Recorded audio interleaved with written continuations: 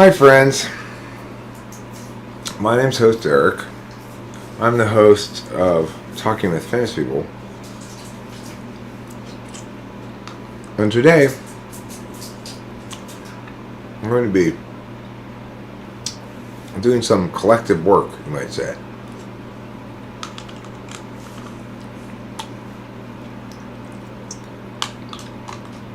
What could you possibly mean by collective work, Eric? Well, I mean,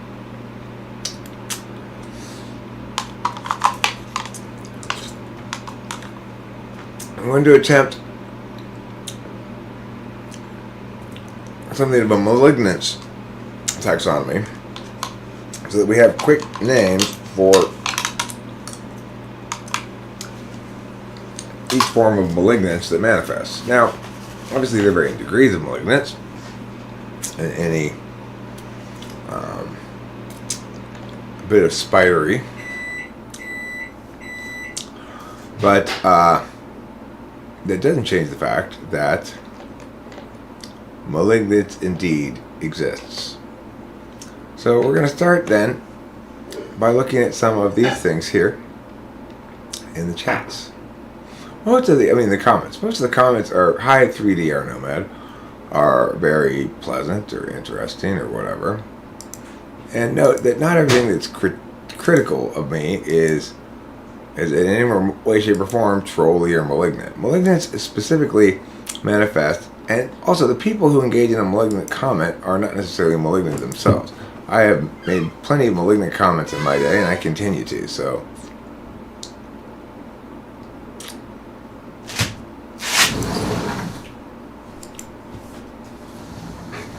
Okay, so this is one category of malignance, right?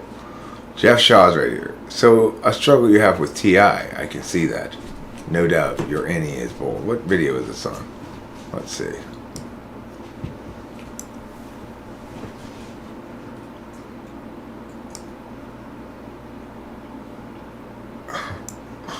I just thumbs up and love it anyway. And he'll think he successfully pulled this shit off. So, a comment like this, I'm going to put it now on the taxonomy here.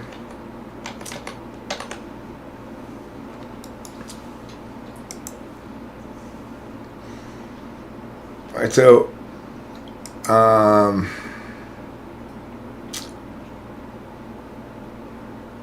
I guess it's a form of straw man, but it's a subclass. It's a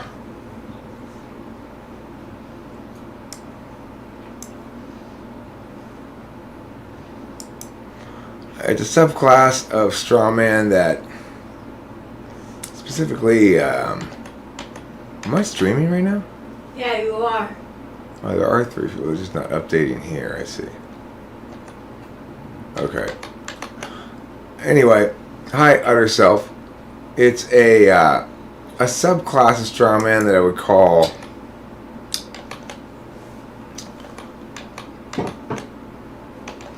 Like a lot of these things are going to be some form of frame walking, and this is no exception. This one, god damn it.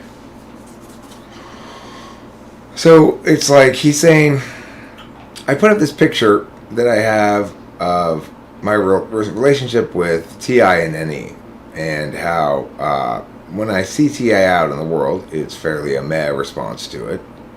When I get TI, it's an exclamation point response. That is to say, when I ask questions, get responses.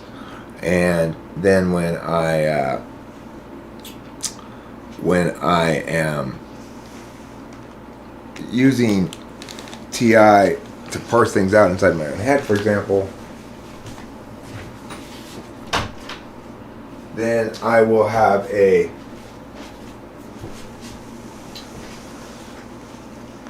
more questioning response to it.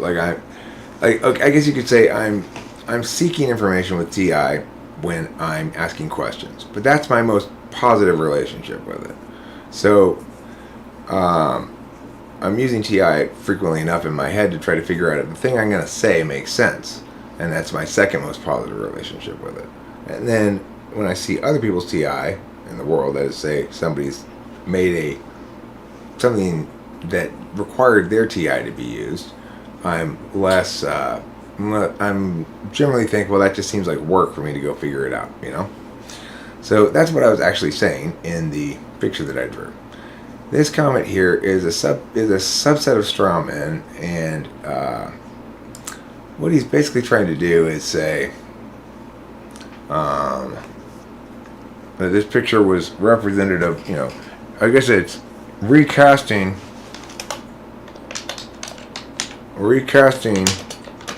a an explanation of relationships as revelation of a shortcoming. So recasting an explanation of recasting a complete understanding of connected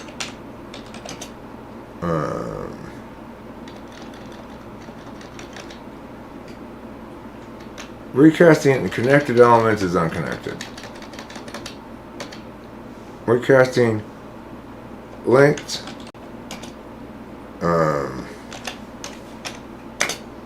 as unlinked so as to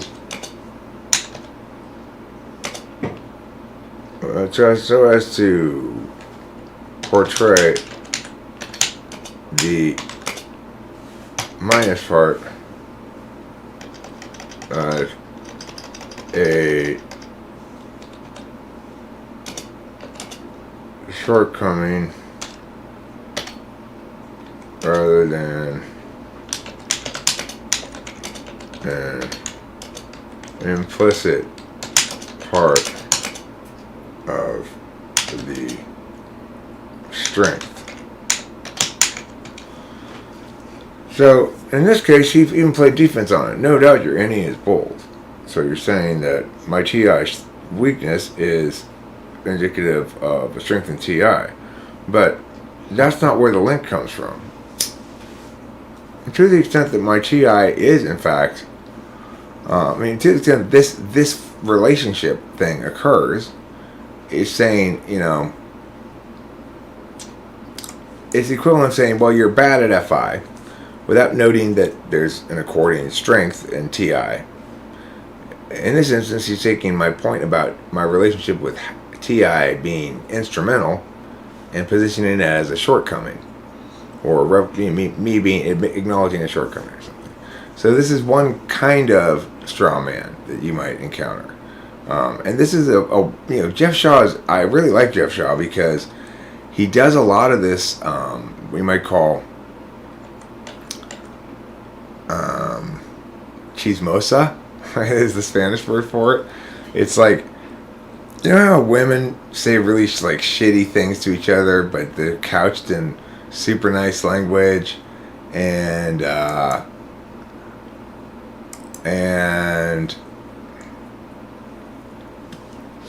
etc., etc. Like, oh my gosh, I've always loved that dress, but you really mean to point out that it's old? Like that kind of shit that women sometimes do. So the point is, Jeff Shaw's really good at that stuff. When he does his little digs, he tries to make them very defensible.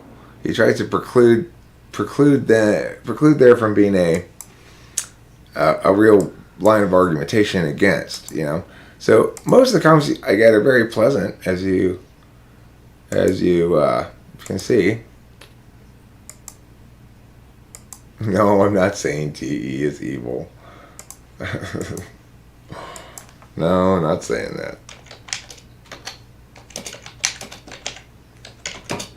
And then I'm going to add a lull so he understands it's a warm thing. It's dealing with tone, Be careful about tone.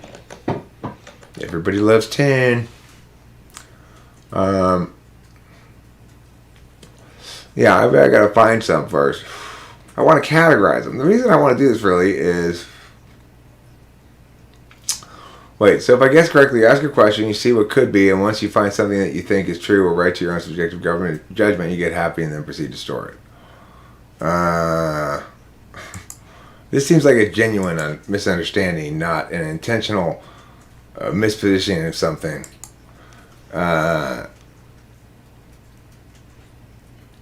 Well, sort of. I'll explain this in my mean tweets video. Even though this comment isn't mean.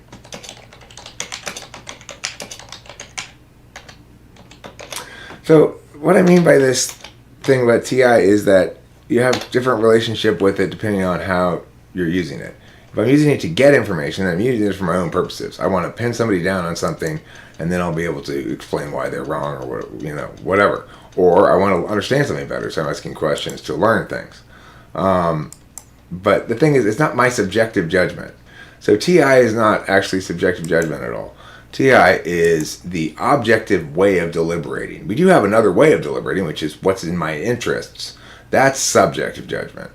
What validates universally according to logical or communicative standards, that's objective. And that's what I use to determine whether something is legit or not. The thing is, that does make me much more of a subjectively oriented person when it comes to making judgments, because like a lot of TI users, I default always to not trusting anybody else's judgment and needing to evaluate it myself, only to confirm, yeah, okay, you're right. But yeah, that's what I mean by that. Okay, so let's continue going down here and find some actual mean comments. I've got some things open in another window too, which are mean things said about me from other than the comments, okay? I'd ask, are you high? But I know you are. Well, I have definitely smoked pot recently. Whether that counts as high or not, I'm not sure. Good reminder. That is a good reminder. Drowning Blonde says, you're rocking the teal hair, Rachel. I went teal last year and never looked back. So, obviously, she's had her own positive experience with teal. That's nice to know. Good, evil. What's evil is ignorance or combative. What's good is diplomatic and or open-minded. I see. So, as long as I'm diplomatic in my genocide and willing to listen to those I slaughter before execution, it's good. Again, not a mean tweet or anything, but a wrong point. Okay, this conversation is so frustrating. I bet it was. Bobby Sun quotes me, alright, well, I mean, I'm only 5,300 videos into it, but I am working on getting my ideas out there. Thank you for quoting that. When people quote my snappy lines, it makes me realize that I really do have a purpose in life. And I'm not the only one who thinks I'm clever.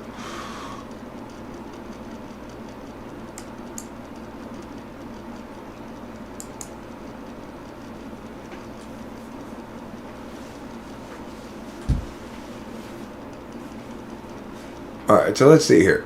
I am a meow, therefore I do meow.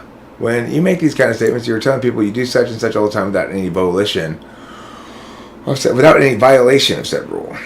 That's not true. No.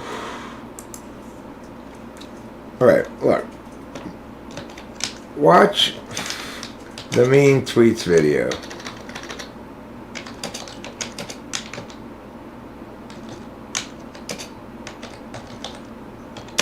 about 15 minutes in, I'll address this.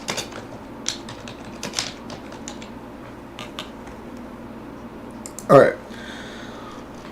So on some level, she's right. When I say I am mia, therefore I do mia, if I in fact say that, then that would be incorrect frame of reference. The fact is, I do mia consistently, but more importantly, I attend to doing mia in the following way consistently. Therefore, I'm an ENTP. So in that regard, she's right. But note that even if I were to make a statement, I'm an ENTP, therefore I do mia, I would not be telling people that I do that all the time without any violation of said rule. So, in other words,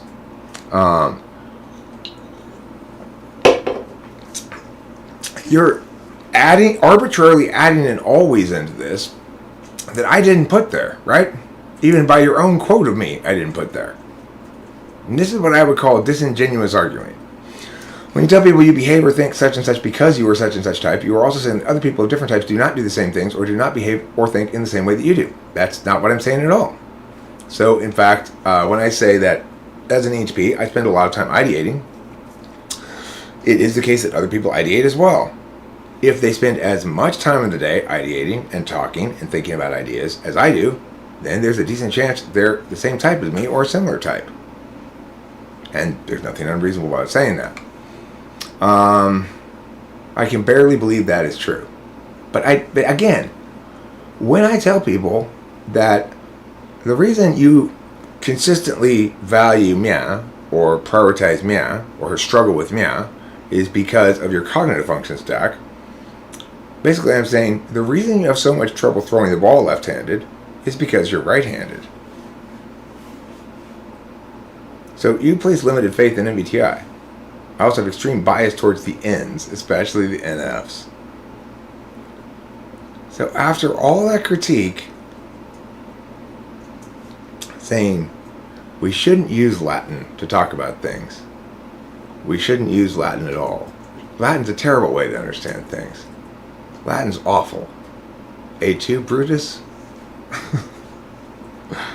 I mean, you use the very lexicon of tools that Cognitive Functions provides to point out what's wrong with me, right? Like, first of all, you strawman me once with the adding an always there that I didn't have. You strawman me majorly twice when you say that when I tell people that they behave in such a way because of their cognitive function configuration, that I'm also saying people of the other types don't do that. Don't cognate ever in that fashion. Absolutely not true. My claim is that because there are different ways of paying attention, somebody will pay attention maybe a large percentage of the day in one way and a small percentage of the day in another way. And that these things have correlates that we can link, etc., etc. So I've never said anything of the sort. And the thing you say is equivalent is not equivalent at all. I can barely believe that is true. Well, you shouldn't believe it true at all. What you just said, that people of different types do not do the same things and do not behave or think the same way I do. That's not true as a universal for sure. So you shouldn't believe it's true at all. What I'm saying is that people of different types may do the same things that I do, but when they do the same things that I do, they do them for possibly different reasons and with differing degrees of competency. There are areas in which some people are vastly more competent than others. That this should be true is in no dispute in the physical world, right? So it's like you don't have any problem with the idea that I might say, hey, maybe that guy who's 4'8" should be a horse jockey rather than a basketball player. I'm not saying he couldn't be a basketball player. He could be the next Spud Webb. I'm saying for every Spud Webb, there's a million failed Spud Webbs, whereas if you're 7 foot tall, it's a different matter. So anyway, the point is, I've given this too much time and credit already. If you can communicate with me meaningfully about what I'm saying, then don't pretend I'm saying something that I'm not. Actually deal with what I actually say. Okay, so Hopefully Carolyn learns from this. And she says, okay, the original intention of Myers-Briggs has been altered because it has traveled through a lot of media to get where it is today. Well, who cares what the original intention of Myers-Briggs is? Myers-Briggs took Jung's cognitive functions and decided to make a workplace tool with them. But what I'm saying is, these can be used to explain human cognition and understand human beings a lot better. Yeah, Carolyn K, I'm live streaming again if you want to continue the conversation. So, anyway, now let's move on. You seem to have this whole thing under control, Running Fox. Let's see what he's talking about. Let's see how's it going in the old chatteroo. We've got Eric is a failed spud web. Okay, so great. Cedric Beachy is here to tell me that I'm a failed spud web. So, what would this be? I guess you could say this sort of thing would classify as. I'll put a. Alright, so this is what you call, I guess, gaslighting.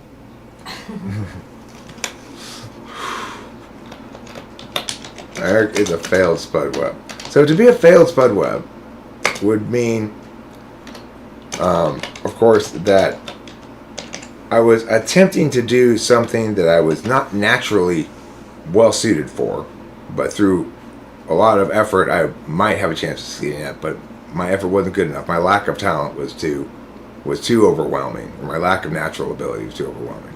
So we're going to call this gaslighting, because in this instance, of course, you would say something different. If you wanted to successfully get a dig in, you'd say Eric is the world's best example of, let's see, who was that? Was it Ryan Leaf? famous draft busts. Let's see.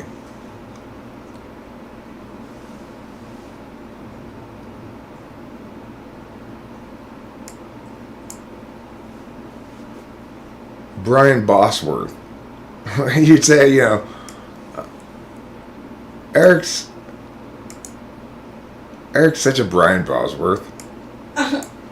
He's got all of the talent and skills he needs here, but he's such a fuck up he can't get anything accomplished. That might be an effective approach, And the thing is, you got to think about whether or not you want to be effective or not. If you're gonna come, the thing about here that makes it challenging for people like you is that I'm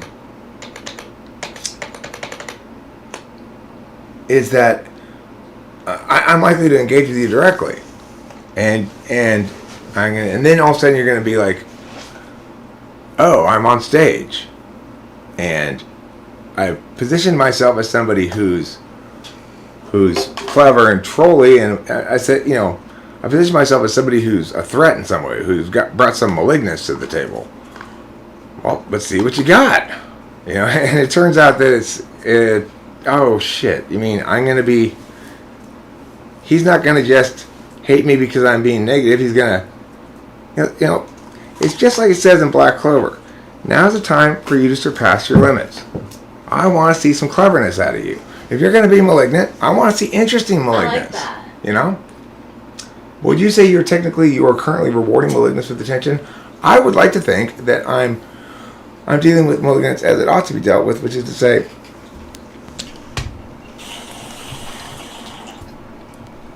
I'm not forgetting that behind every act of malignance is a human being, and that even if they are being malignant, that doesn't change the fact that they have an opportunity to grow. Even if I can't get them to forsake their malignance, at least if they're going to come around and here and be malignant, it would be preferable if they were more interesting in it, right? If they did a better job. I mean, I would like to get burned occasionally. That's not gonna work, you know.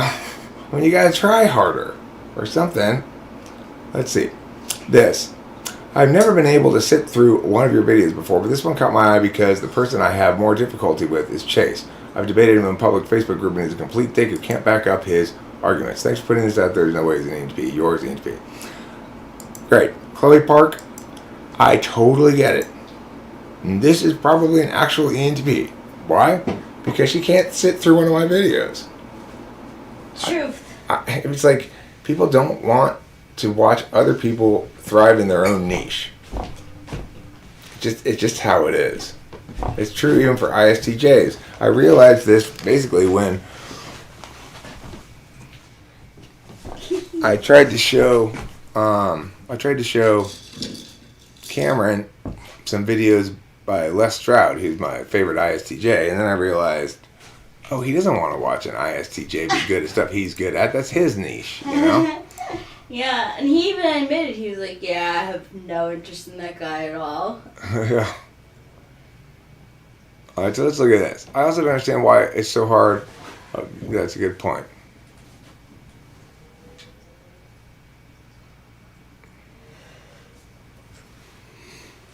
Let's see. So as you see, we don't have a whole hell of a lot of negative stuff in the comments, really. This is some sort of spam thing, right? Yeah. We'll report this as spam.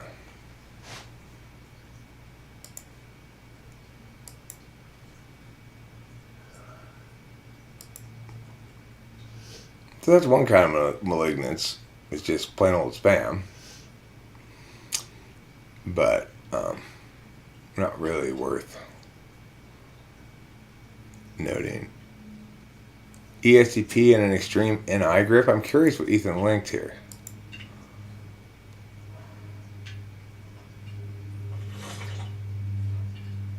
I don't want to get copyrighted. Oh, okay.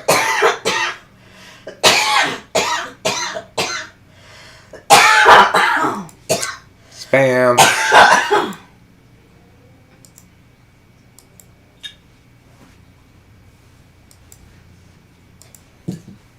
No, that's not what I meant to do. Stop doing things I didn't mean to do. Computer, you're computing all wrong. What ought to be classified as child abuse? Cedric Beachy says, I would be interested in the relationship between IQ, MBTI, and behavior. Well, repeating my previous question, would you say you're technically currently rewarding malignance with attention? I don't know. I'm trying to train it into being better malignance, I guess. I don't know if they find this rewarding or not.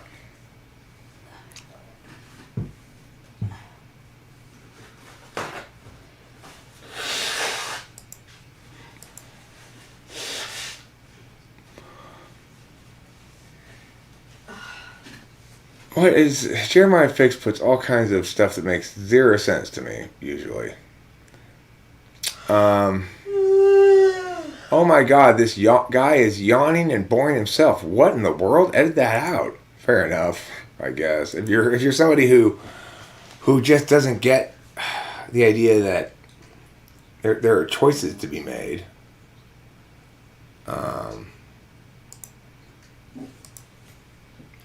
You forsake some things to get others. Just move that one.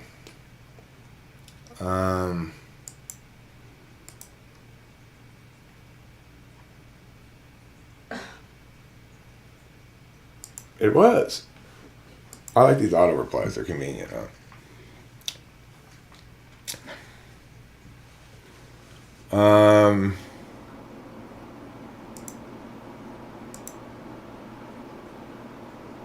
I just want to say, this is a diss at PP. Mm-hmm. I don't think she's bad. I think she's just getting ready for winter.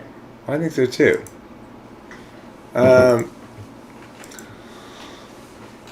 Do you have the link yet, Utter Self, to the Discord server?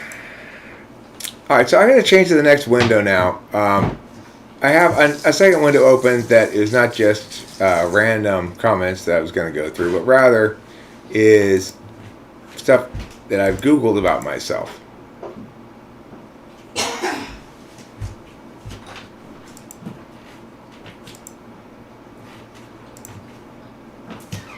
Where's the window capture I want? There we are. Okay, so now let's look at this one here. And this first thing I have is just a starting page. This one is pro Eric, I guess. But there's a lot of stuff though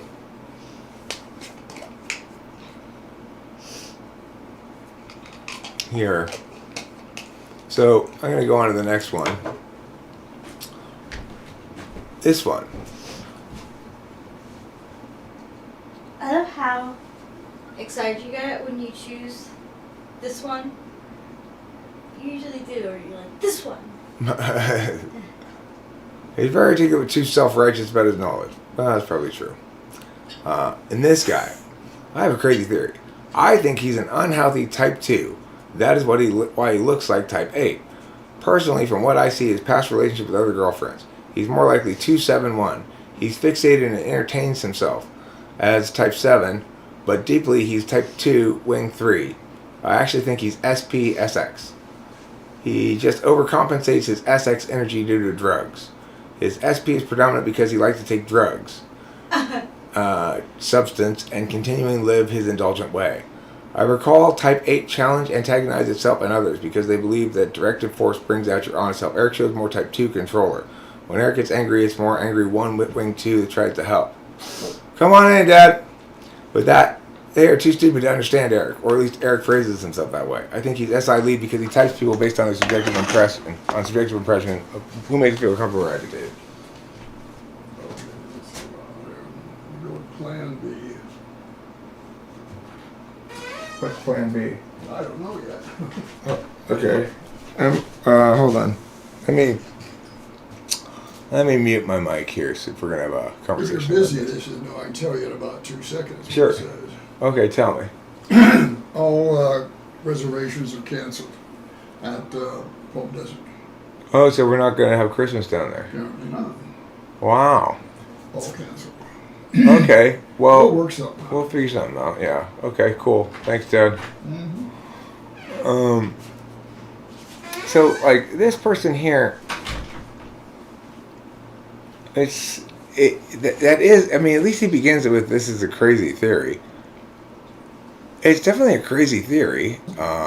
Even if I were a 2 instead of a 4, like I've never claimed to be an 8 up front. And he's saying, even though I get mad,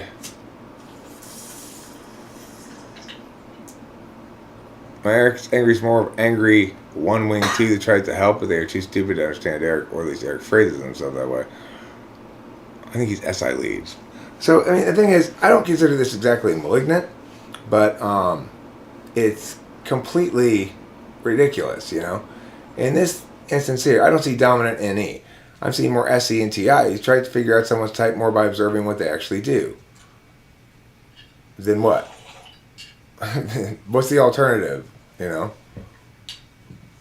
He's for sure a TI ox. He's good at pointing logical flaws or explaining his own understanding of theory. He doesn't really interpret what someone says as relating to multiple different possible functions or conclusions.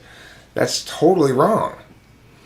I mean, I do think that, but of course, I've already taxonomy the various interpretations, which ones are more strongly linked and which ones are less strongly linked. So, I mean, and this is what I would call INTP hater. This is all very reasonable, okay? His low NI makes him less decisive in his judgment, so maybe it is mistaken for any indecisiveness. Except I'm not really indecisive in my judgment until NI kicks in. Now, it's true that it's ignored, but once I've made my decision, I tend to be quite decisive about it. Basically, he has to get enough physical information before he comes to a decisive conclusion. So what physical information am I looking for? The odd thing is, of course, here is if you actually link back to reality, this makes no sense at all. I'm trying to figure out by observing what they actually do. Now, in a typing session, a person doesn't do anything except sit there and talk to me. So, this guy's just spiteful. Well, he's not spiteful. He's just a hater. He's jealous, basically. He feels like I'm crowding his niche. Alright, so here we go.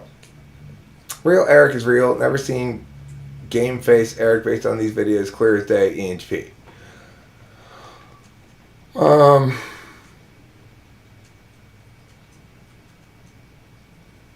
Yeah, I agree with what OOO says here. ISFJ is not even close. If Eric is close to any other type, it might be INTP, but he is so painfully an ENTP, everything else looks stupid in comparison. I agree with that, personally. I think that sums it up nicely. Now let's see what's on this page. This person begins with FI. Eric Strauss decided to call me out in chat today, call me stupid, etc. He yelled at the screen, posturing that pathetic use of force he has. So right off the bat, we know that this comment, whatever it has to say, is motivated by anger, right? That he is angry and feels like I did not treat him properly in the chat. He yelled at the screen, posturing that pathetic use of force he has. I mean, I'm not threatening anybody. I don't ever posture use of force. It's like I've always said if somebody goes and hits me, my best choice is to do nothing, and then I win the after fight. Assuming he has won the argument and thinking falsely that he is dictating things. I don't assume I've won the argument ever. I determined that based on the argument. He then went on to mock faultology with good cause, so I'm using socionics to explain why he's NI-polar just like my mama.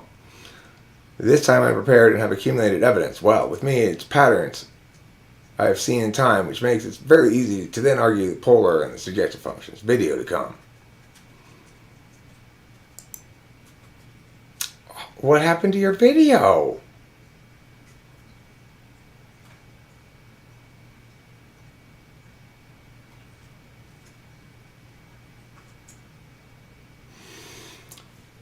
Wow, it responds to my response.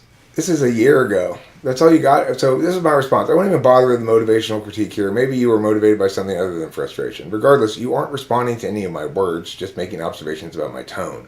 You've apparently mistaken FE for TI. That was my response. That's all you got, Eric? I've tracked your tone, your actions, your words, and your behavior. I've watched your channel for a year. That is what NIFE is known for, pulling out the generality of you, the outliers. This is how we are able to accurately perceive a person beneath the facade. There is an understanding of how the things you underreact to and the things you overreact to stand out and act as a window into you through the same span of time. I highly doubt I misunderstand FETI, but I'd be open to having it explained to me. Also, a more friendly form of persuasion would have worked better on me and others earlier. I agree, Forum Bot, but you're basically conceding that your argument is bullshit and it's motivated by my bad FE, that I wasn't nice to you. So we have to dismiss what you say entirely. Because I don't know how.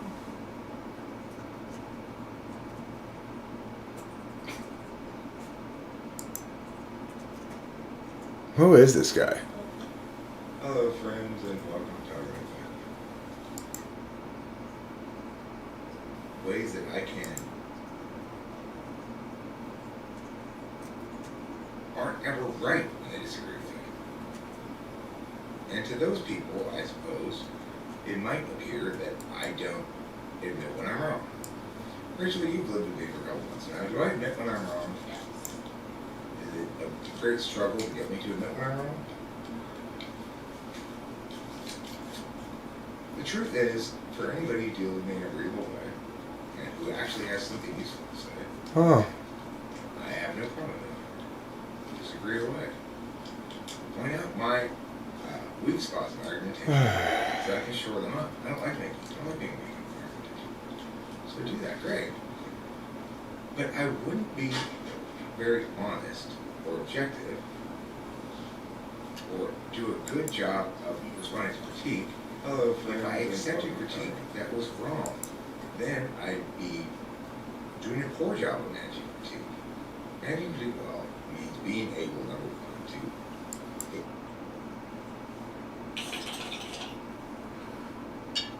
So, some interesting things here. Obviously, those people spent a lot of time trying to control the narrative about me, but they're not well positioned to do so for a lot of reasons. You know, it's almost kind of crazy to think they're going to successfully do that because.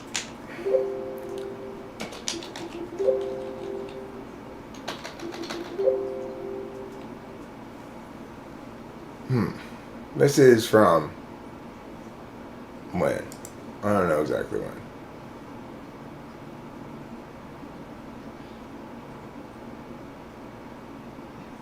I get mentioned here. That's nice.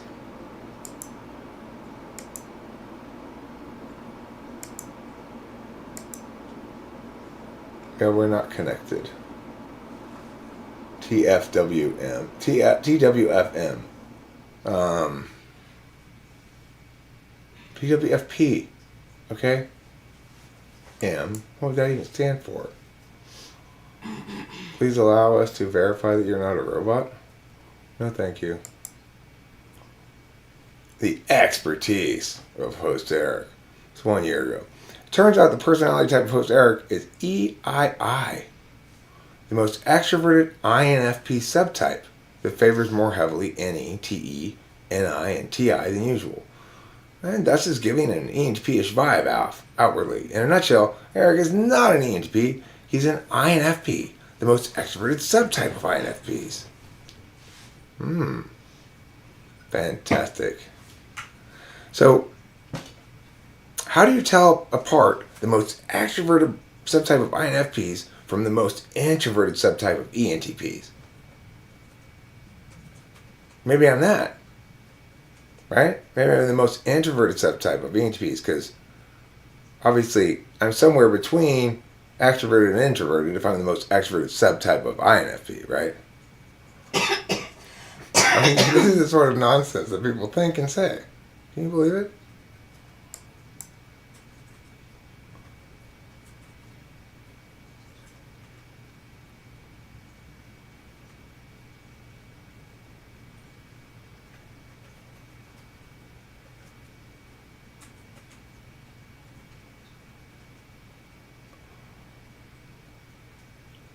Fenty Deluxe says a year ago, I don't know about subtypes or whatever, but Eric is a very stereotypical ENTP. No FI whatsoever. And then Conti and Sublime said a year ago, Eric is the most ENTP out there. How on earth did you reach INFP? I watched the video and I couldn't understand the leap in logic. Also, what the hell are subtypes? I'm convinced they're total malarkey because no one ever gave me a solid answer to define or justify the subtypes exist. You're correct there, Conti and Sublime. That must be an INTP. Let's see what else we got. This post was deleted by the person who originally posted it.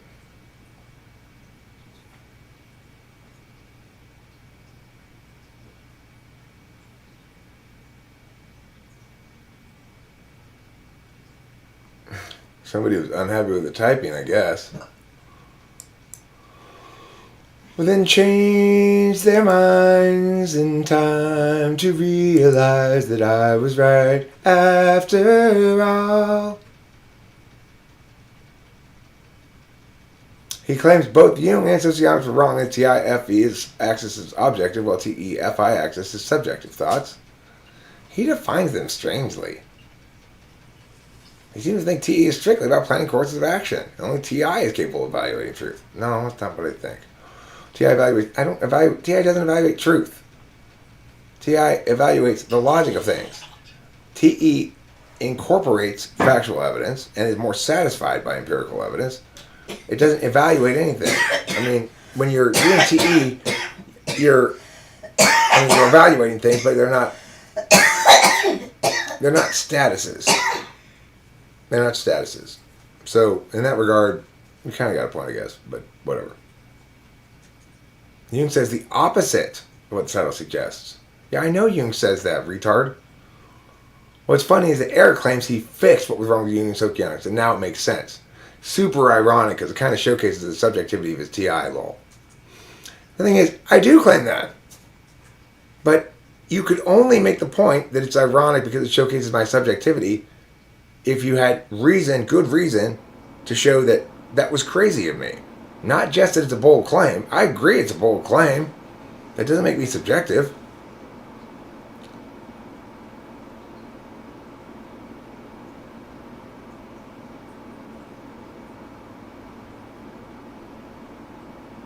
The objectivity of TI is also easy to refute simply by looking at the most TI field, philosophy. If it were objective, we would have one philosophy that would be universally agreed upon by the brightest minds. So why doesn't that make TE subjective too then? If your point is empirics are things that don't ever change, well, our theories and explanations for physical phenomena have changed continually across time. Doesn't that make that subjective? The funny thing is, objectivity is, to understand it at all, you need to be able to distinguish between that which is absolutely relative and that which is relatively absolute. And these people have not even begun to do the kind of thinking necessary to do that. So it is absolutely true that if A, then B, and A, therefore B. It doesn't matter what you put in there. Right? That's objectively so. Listen to this. Math is TI heavy, but it manages to remain unified because it proceeds from TE observations. Well, my point about math is more precise in its logics and requires fewer and gives you more finality regarding the answers than logic, because logic deals with a much broader category of thing. If you're only dealing with physical attributes, then you have an easy job when you're talking about mapping something. The fact that philosophers disagree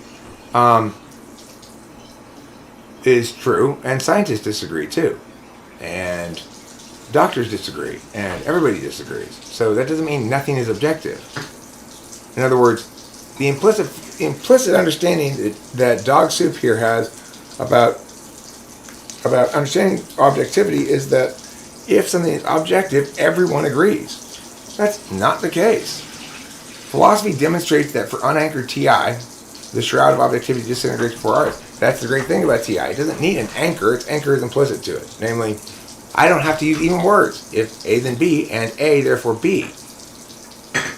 So this guy is one of those people who makes me really angry, because he doesn't understand very well at all, and he's positioning himself as somebody who understands better than I do, and he claims to have defeated my argument there at the end.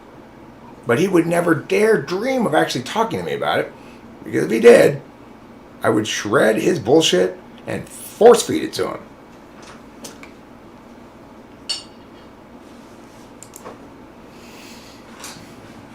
Okay, well that's enough for that window.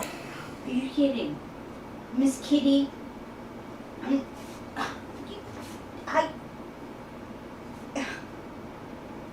wants you to let her in the main house. Oh. Oh, I'm sorry. Okay, let's go. So let's see if we can find any more mean comments.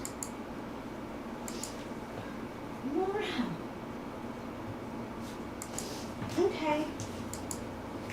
Want some more? Here. It is from Slick Rick, a children's story. You're right.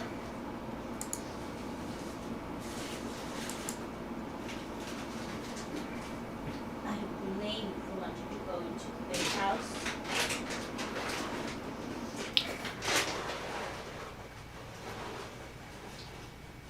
Alright, so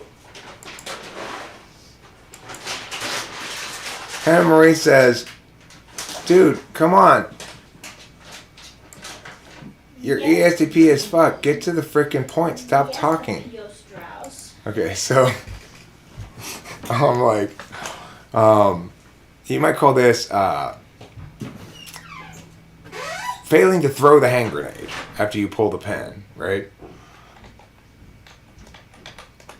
I gotta quote this one. It's hilarious.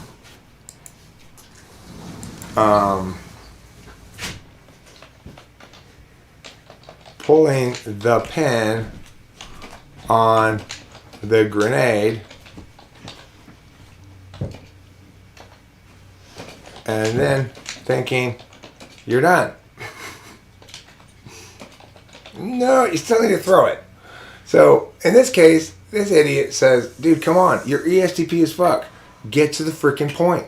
Stop talking so much. That's funny. Isn't that ironic? Yeah, isn't that ironic? It's like saying, dude, you're extroverted as fuck. Stop being so quiet and withdrawn. This is probably T.I. Polar, Hannah Marie. Hannah Marie is probably T.I. Polar. I'll let her know she'll be featured in this video. You know, so that she can get to experience the joy and wonder of nothing I can put a comment on. Of feeling herself publicly shamed by me. Let's see. Any other shitty comments going on? There's so many comments I read that are like so shitty all the time. And yet here I am stuck with no shitty comments to read. Funny. Eric, you are a doo-doo head. You're contributing to malignancy. Calling me a doo-doo head is one of the most malignant things that can happen.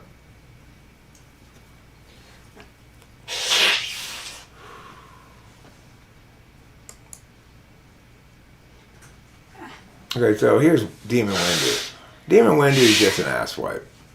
I don't even bother messing with this shit anymore. I will say this, though. Windu, even though I'm actually right now making a video looking for examples of shitty comments to read aloud, I'm still skipping yours. Ooh. That was a good one, Bae. Who's that from? Demon Windu. No. Okay, let's see here.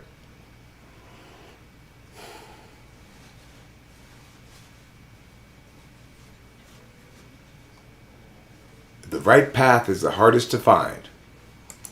The right path is the easiest to diverge from. Of course you say that. You're a coward, right? Jeff Shaw. Joey does the smart thing and say yes. I'll reply with,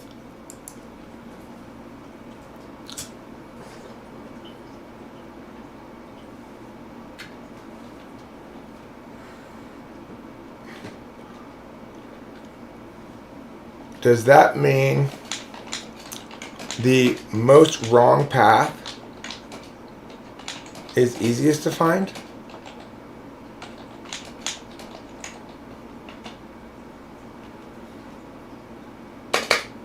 And what percentage of people are still in the path-finding, path-determining part of this process? Does one ever get to actually go down the path?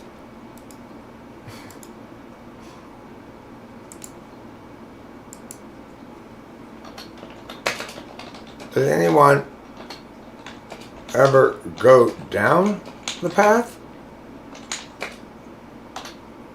Or are we just path admirers? I'm a path admirer. Yeah, that's fine if we are. I'm just fucking with Jeff Shaw a little bit. He wants to come in and be so like heavy, you know, like wise and deep and whatever, and it's just like, yeah. There's no rational basis that can be made for INFJ given this video, although given the sparse data, it's clear she's no INFJ. Well, I don't know what she was. I don't remember. I don't remember that thing. Straw law. Straw last dying. What does that mean? I meant to say this on stream, but I forgot. It's very refreshing hearing you talk about social and political issues, most of the time anyway. I feel like I've grown up in a world of crazy people, and they had influence on me for most of mine. Yeah. I agree. Seems like both sides just want to burn everything down and rebuild the ideal world from scratch. Yeah, you're right, Oliver Lionhand.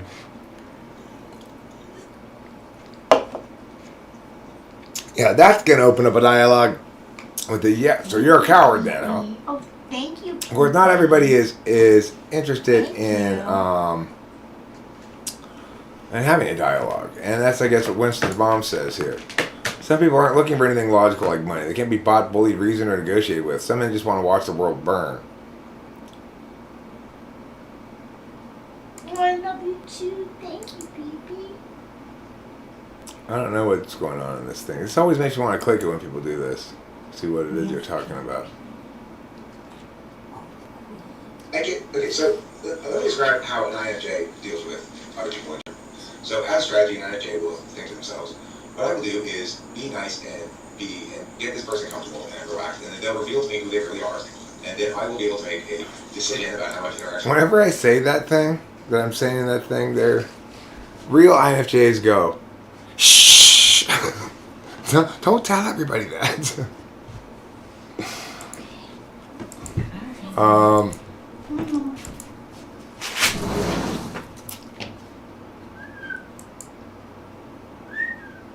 Mama, you want to go out the front door?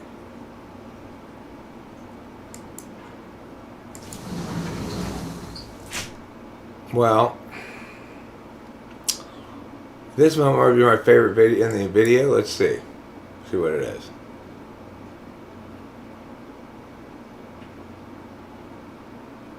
On one hand, can I swear?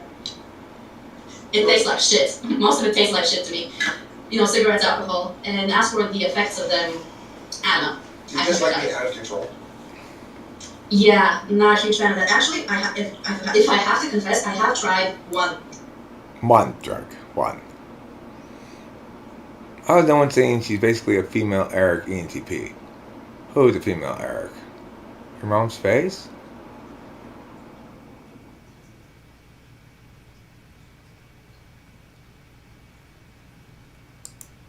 That's possible, actually. Jonathan's son. Jonathan's son.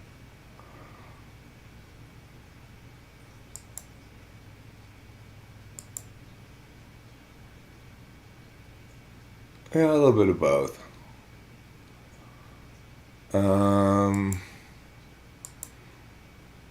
It's a great maxing out your TI expression. I'm curious now what this says. The middle way is never right or left or middle.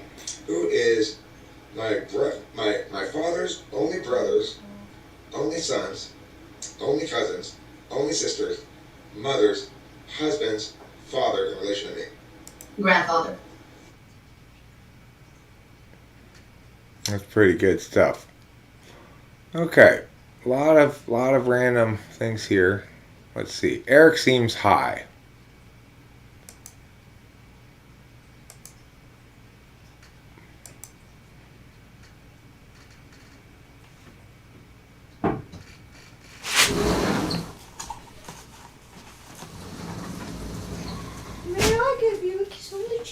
Lips either. Yes, of course, darling. I don't know what that means.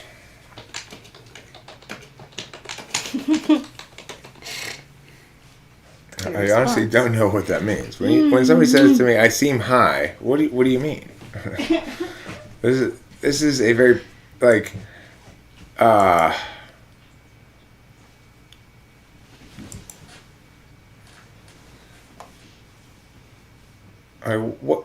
what do they mean when they say that? When you first begin with friend, really there are three planes of existence upon which reality is manifest. The metaphysical plane, which is basically talking symbols, representational stuff. The physical plane, which is doing shit, and the observational plane, which is you. A good analogy for this is like World of Warcraft. You got your character. That was a fun video to make. You know why that was a fun video to make? Because I go very, I'm able to go very fast. It's intended for INTPs. And one of the things they say is, if you can't follow this, you're not an INTP. What's the name of the song at 4:35? Let's see. Good question. Let's find out.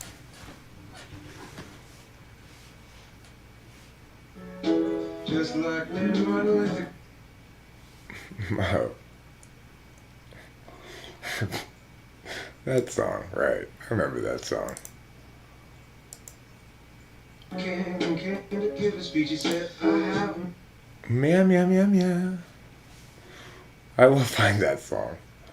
Okay, I'm going to find that song and play it right now Yay! as an interlude here. And we'll take a brief intermission, okay? And we're going to play that song. We're going to love it, we're going to learn it, we're going to live it. It's an original. What's it called? Serious Time, I think. Now is a serious time, is what it's called.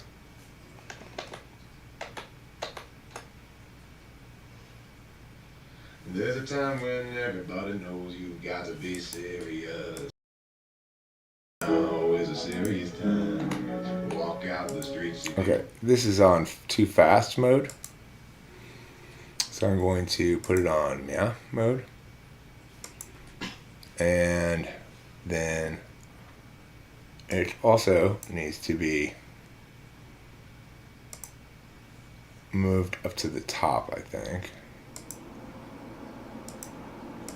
Were those your sneakers? Those are my dad's great sneakers. They are great. Yeah, they are.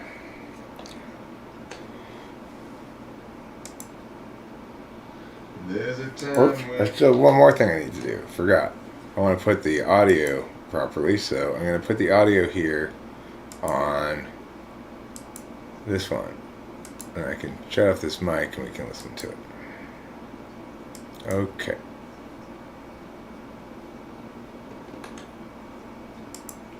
and everybody knows you got to be serious. And now is a serious time. Walk out the streets, see people dying. What we gonna do about these serious problems we face in society today? Well, I got a solution for all the people. Starts with the pew and a meow and a pure pia pia meow. Serious time. When you embrace the truth of meow and pure now. It's a serious now is a serious time. When the firemen come, squirt on the fire, they say peow, peow. And there's a time when everybody knows you've got to be serious. It's a serious time. And there's a time when everybody knows you've got to be serious. Now is a serious time. There's a time when everybody knows. And there's a time when everybody knows you've got now. And there's a time when everybody knows you've got to be serious. And that time's right now. When the policeman come to enforce the law, they say a pew pew pew. Just like when Martin Luther King came to give a speech, he said, I have a meow meow meow. There's a time when everybody knows you've got to be serious. That time is now. There's a time when everybody knows you've got to be serious. Now is a serious time. Now is a serious time.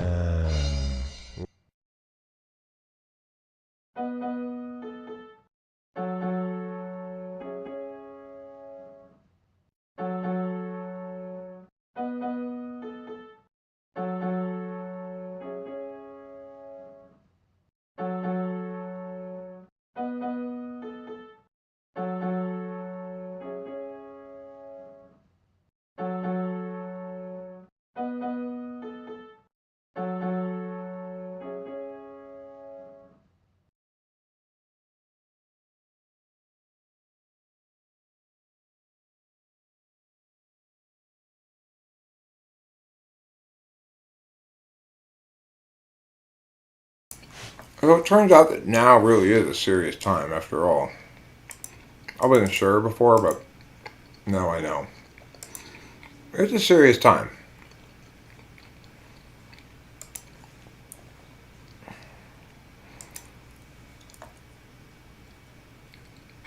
You've got to be serious. Mm-hmm. So let's see. Mm-hmm. Mm-hmm.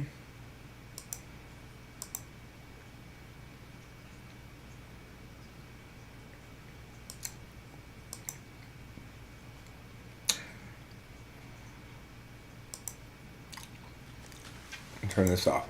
There we go. There we go. Now we're cooking with gas. Okay, so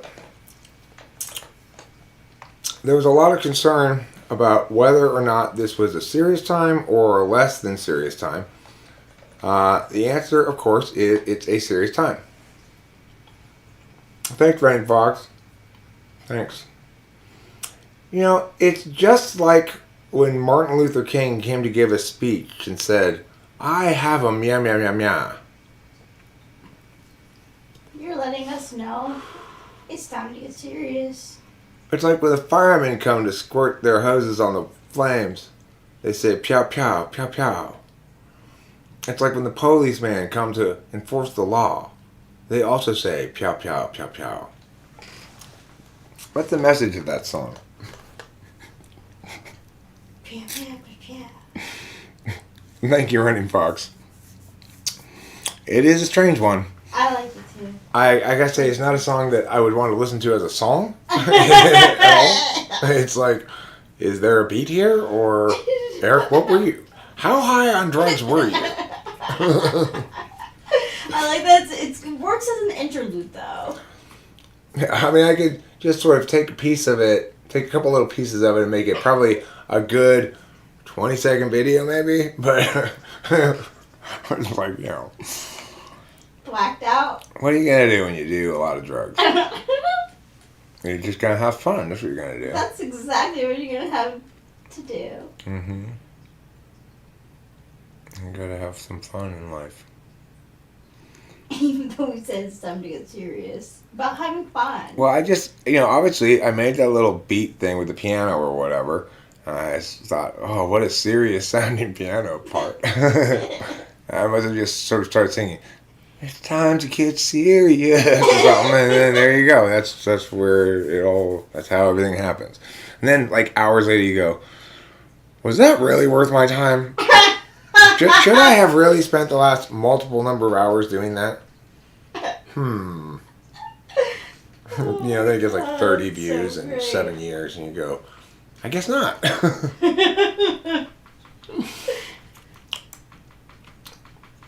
I have a number of videos that I think are, the problem with them is ultimately that I spent so much time working on them, and they get no views, or nobody cares or anything, you know?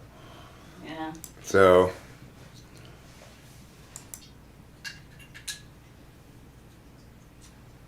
it's a challenging proposition. And also, you don't necessarily know if they're going to come out great when you start putting a lot of work into them.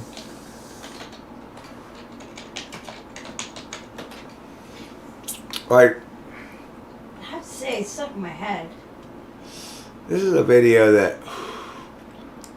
I made the same time period. But it still only has 80 views. Which is from 2016.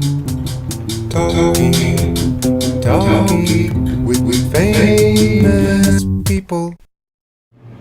Hi folks, host Eric here. Pleasure to be with you this evening on Talking with Famous People. I've got a very special guest. I don't know much about her yet. She just came to the studio here. She requested I interview her. She said she had something she wanted to talk about.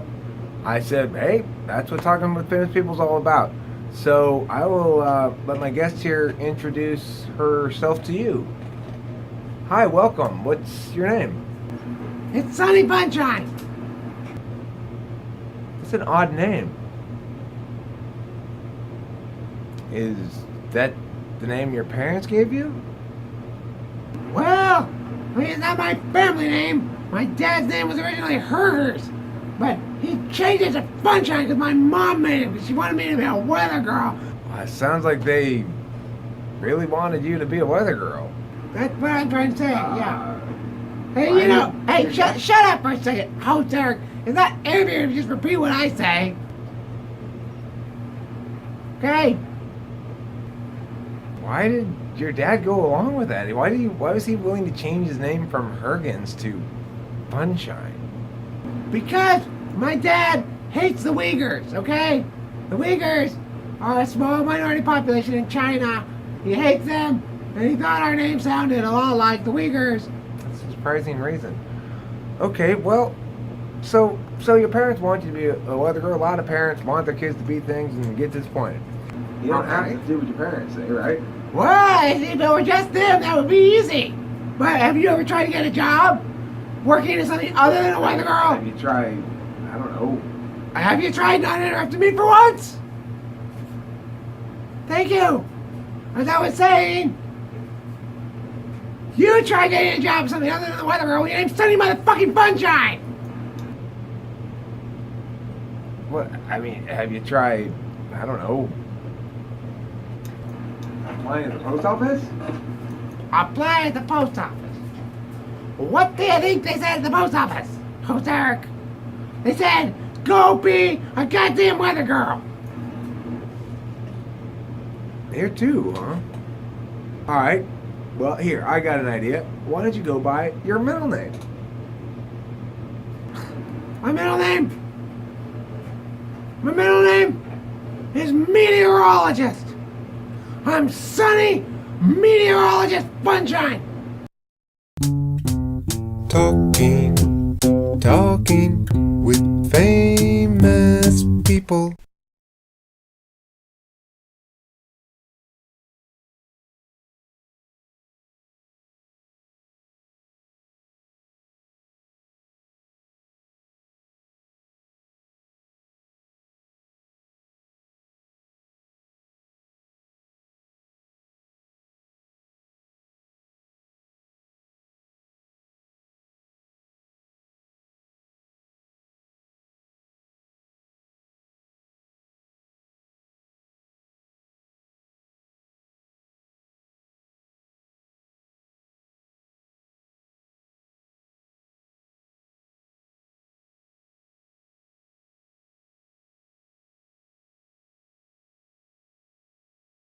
I guess I'm gonna need to have the microphone on, huh?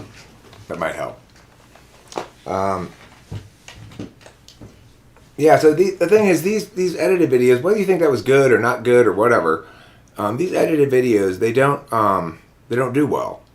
And maybe it's because they're terrible, or maybe it's because, I don't know, but it's kind of a bit of a surprise to me. I would have thought that the more time I put into editing or something, the more successful a video would be. But by and large, the only kind of edited videos that are successful are the ones that I make about like famous people. I've got a couple videos on celebrities. One of them was on Richard Dawson, why he kissed all those people. And one of them is on Don Adams, how he died. And those videos have legs, which is to say they get 500 or so views a month, every month, in and out, day in, day out. If I made nothing but videos like that, I'm sure I could be quite a successful channel. You know, and that's the thing is, that's true for a lot of kinds of videos that I might make. If I made nothing but type police videos, I'm sure I could be quite successful. All the problem is I've type policed so many. I mean, it's, as always, it boils down to a matter of managing myself, not the plans, you know. It's not for lack of good ideas, not for lack of good plans, not for lack of possible ways to achieve that I persist in these, it's because I do a poor job of managing myself. like I'm very fond of live streaming, and what I did today was I did everything I could to set up things properly so that it looks nice. And I thought I'd do what I thought would be possibly a fairly popular topic. But one thing that I underestimated here was how much difficulty I'd had finding mean comments. I figured mean comments are all over the place. I get them all the time. I'll find them in no time at all. I just have to go down a bit. Here's one. Good. Perfect.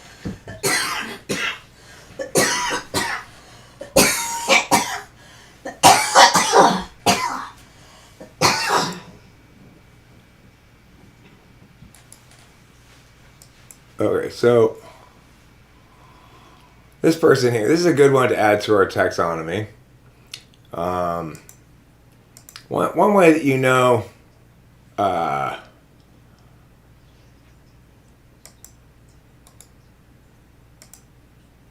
guess I'll call this failure to throw, or friendly fire. Obviously, spite probably doesn't correlate especially well with intelligence, but it might. I'm not sure. Friendly fire. We'll call this one here FI attack, right? So these are the least effective attacks that people make against me. They may be generally effective in the world, FI attacks, but they're not effective against me. Because, they basically, attack presumed sensitive areas.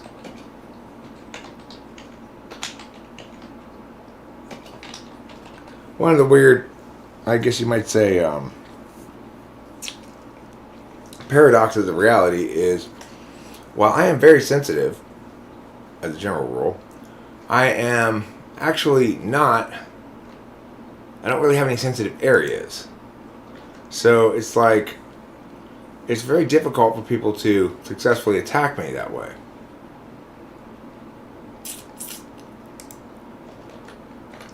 God damn it, Eric. There. I mean, the thing is, Joey, I find FI attacks the easiest to deal with, because it's just like, I don't care. I don't care if I'm old. You think I'm a bitter old man? I mean, I just don't. The reason it's not going to work is I just genuinely am not bitter at all. I'm not worried about being bitter, So those kind of attacks are just roll right off of me. Let's see what else we got. So, furball dance party.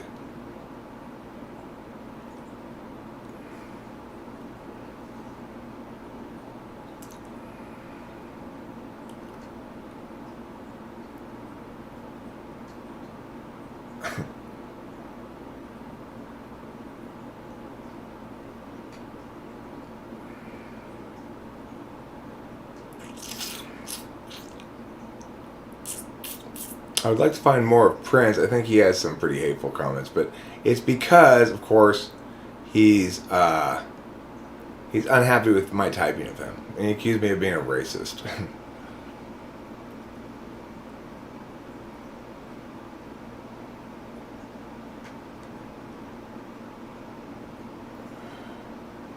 Let's see here.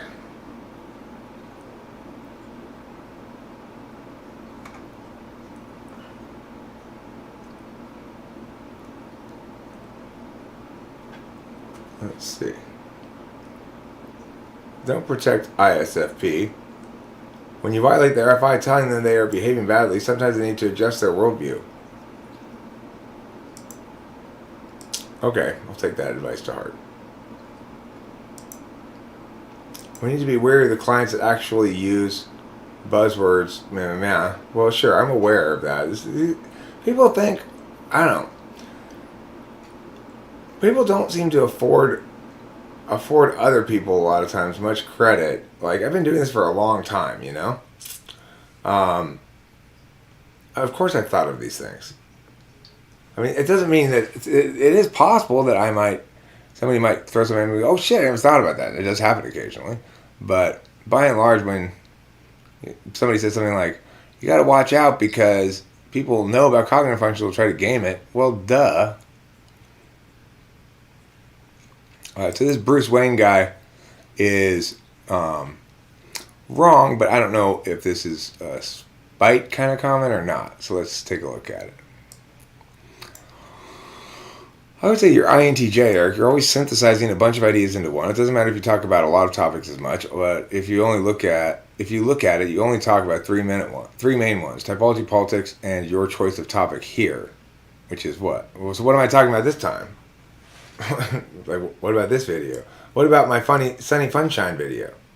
What about my Now's a Serious Time video?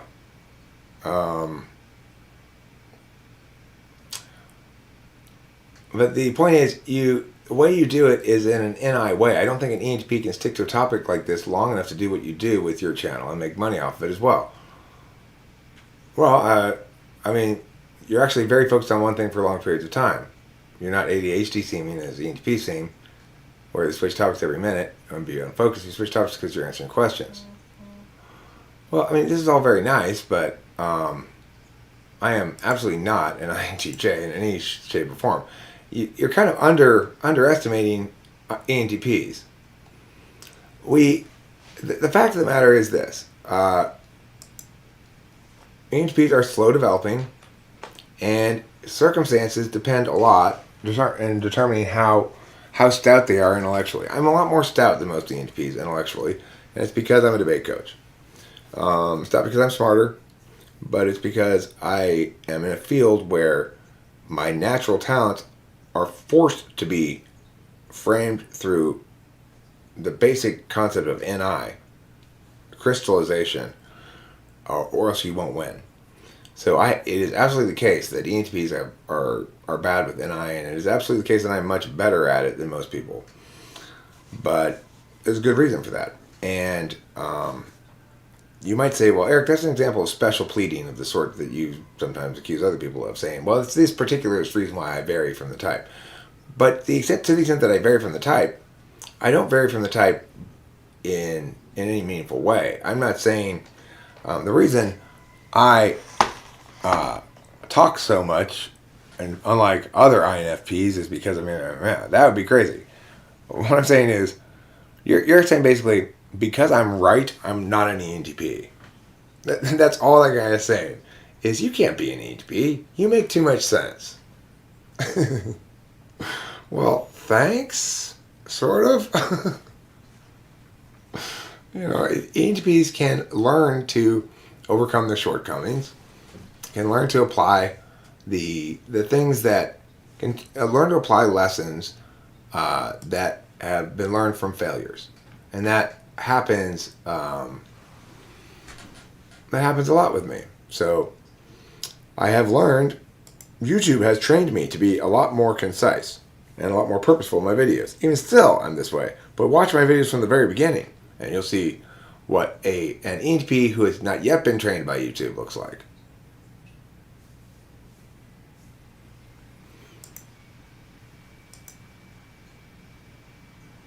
"100% my FI is sifting through colors and tones looking for things." Good for you.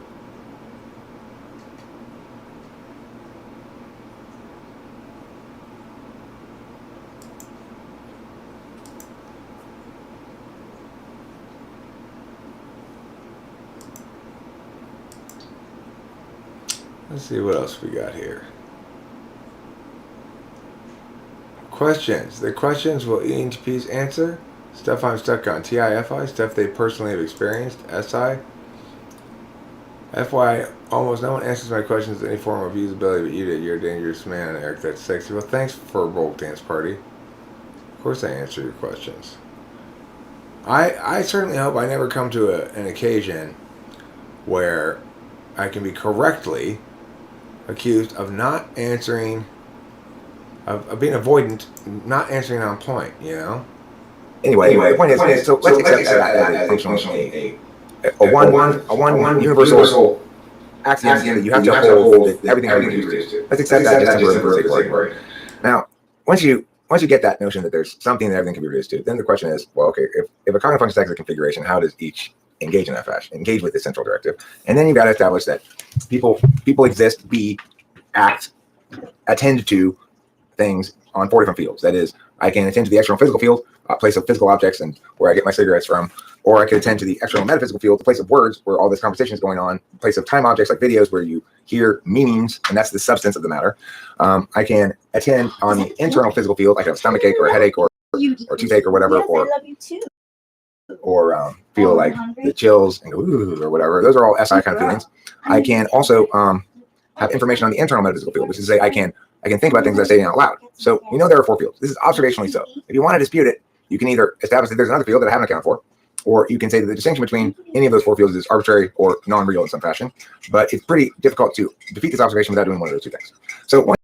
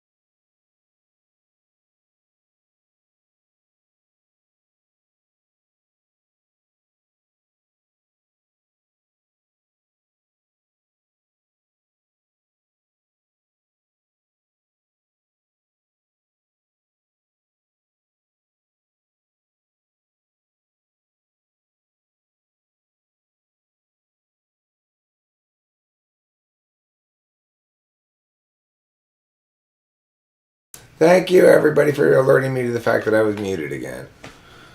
Boy, that Eric, he's always screwing everything up again. Screwing everything up, left and right. All right, let's see what we got here.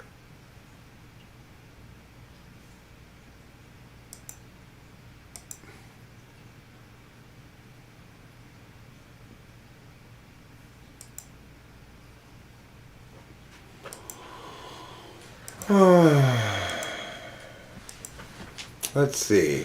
Any other hateful comments I can find? I'm going to have to wrap this up pretty quick because I got to work at 7 o'clock. But, let's see. It's not remotely true that if you spend all your time rambling that you will become a master at it. Depends on who you are. Well, I mean, what it really depends on, Cedric Beachy, is what part of a given thing you're valuing. So, for me, I value FE highly, which means I've had to learn to craft my videos in such a way that they're more appealing to more people, and most specifically that I don't incur a lot of angry comments or disappointment style comments, especially comments that say, "That's mean, Eric, you're being mean." That tends to really be a powerful way to check me. So it's true that it's not 8:45, it's 6:45.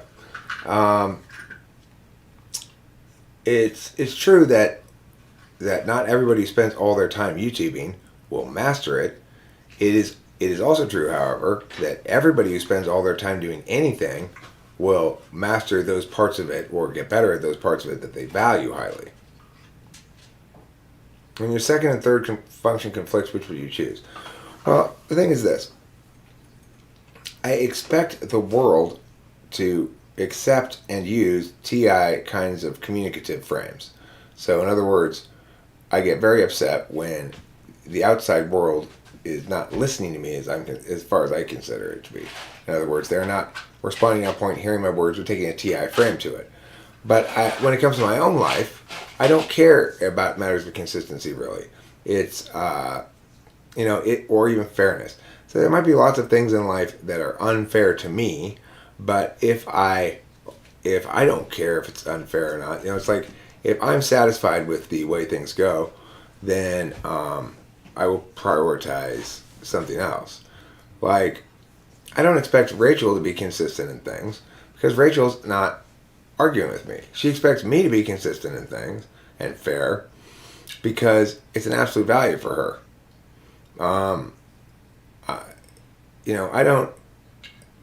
I expect myself to be validated on FE grounds, and I am less likely to pay attention to giving FE to her, like validating her. That just goes with the territory. Still, I feel very loved. Well, from Freddy Ford Judge says, when your second and third functions conflict, which would you choose? Well, the thing about it is, when they conflict, it means specifically I've fallen into reflex rather than willful action. Because if I'm doing it properly, I never have to forsake TI to attain FE. I just have to slow down. So when I'm not being very mindful, I default to TI when I'm talking to other people. But that's because we're talking in the external world. When I'm not dealing with a real-time event, when I'm reflecting upon things that have happened before, I'm most satisfied if I got good FE results, regardless of the TI. Now, that doesn't mean I'd be satisfied to get good FE results at the expense of TI, because in that case, I wouldn't consider it good FE results, because I consider it me being a little bitch. So, they don't really ever conflict in that regard. What happens is, I will fail to uphold FE, because my TI is being delivered in a FI kind of way rather than an FE kind of way. An FI kind of way saying, I'm right and I'm offended by your stupidity. Whereas a TI FE kind of way says, I really like the fact that we're both on the same page about topic here. And I'm confident we can find common ground if we can agree on some observations. It's like, it's a totally different thing, right? So, the other thing is, when you talk about rambling, there's different contexts for rambling as well. If I'm rambling on an uploaded video, it's one thing. If I'm rambling on a live stream, it's another. Hello? Sure, let's just do an hour and a half then, okay? Okay, no, then let's do 7:30 and we'll do 2 hours, fine. Sure, bye.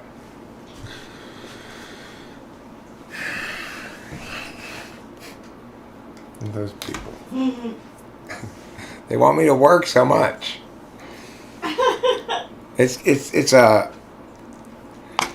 feel so fortunate because, it's like,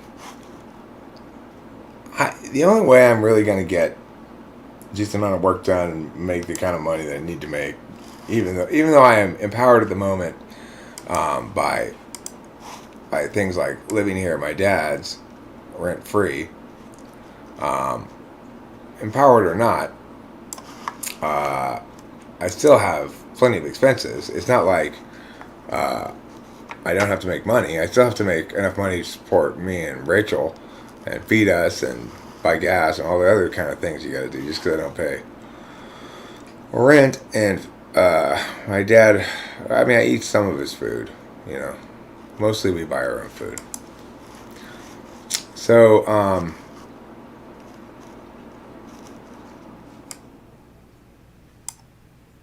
what was I saying? Oh yeah. So these people, it's like, they value me enough as a teacher that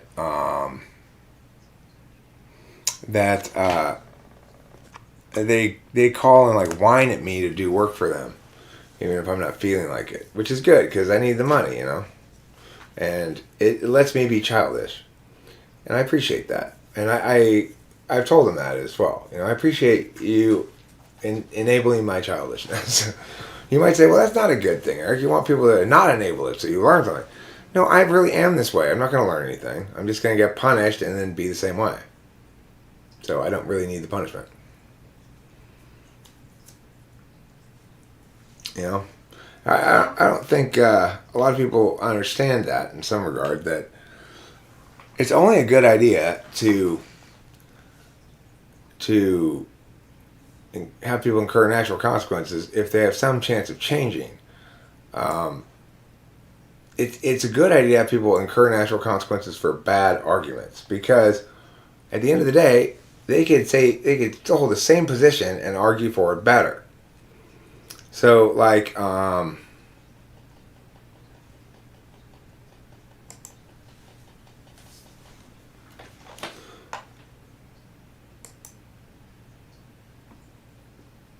since they're shamed on the internet, just like in real life, intuitives are shamed.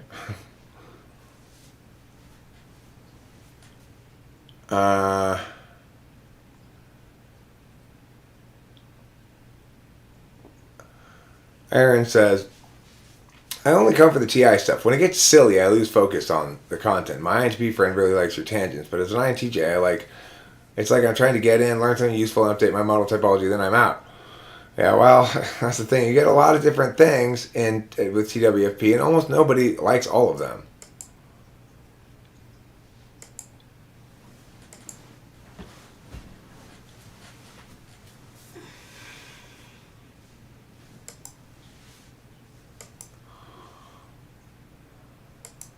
I was always the disappointment. My brother was the ideal, and I was the disappointing sister.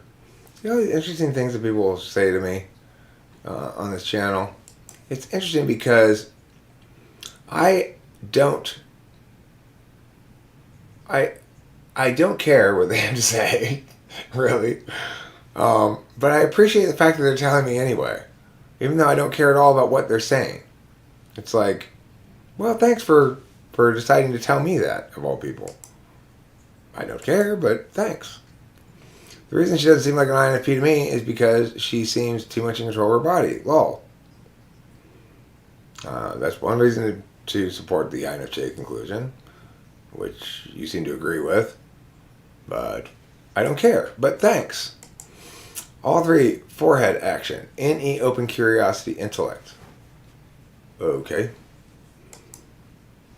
You think open forehead means extroverted intuition? My perfect hobby for INTP, D&D DM. Yeah. Every time I listen to your video, I hear Rachel coughing. I feel so concerned for her. It sounds really tiring to cough so hard. Please drink lots of water. Would diffusing eucalyptus essential oil help?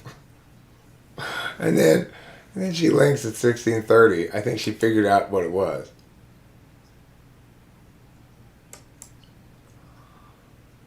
All right, after here. It's just, I think of me coughing.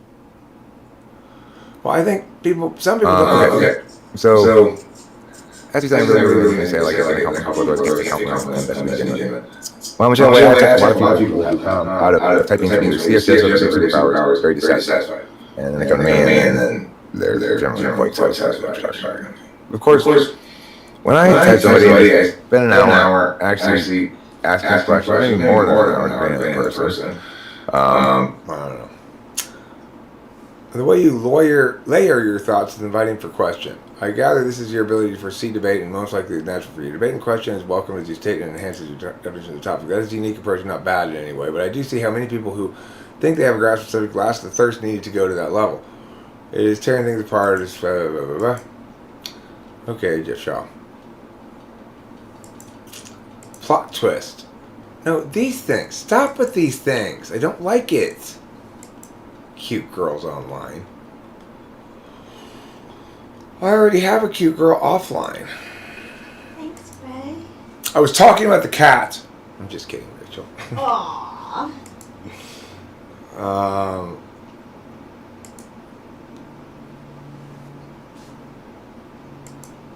You silly Billy.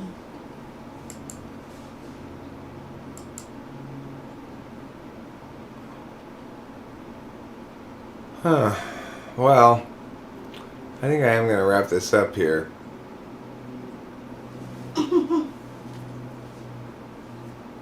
Did he just say economics is like cognitive functions? That's such a...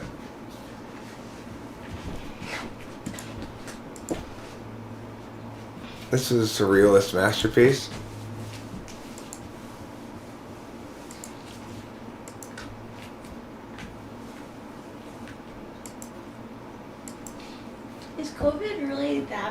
in California that they would close hotels. Wow, Raymond Munoz.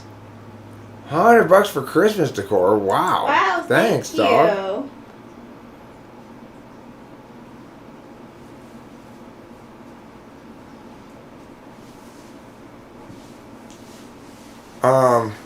Wow. Nice job. Thank you. I appreciate it, Raymond Munoz. If you have anything you want me to talk about or anything like that, please put it there and I'll make sure to discuss it. I guess that's how super chats are supposed to work in theory. You know, it's like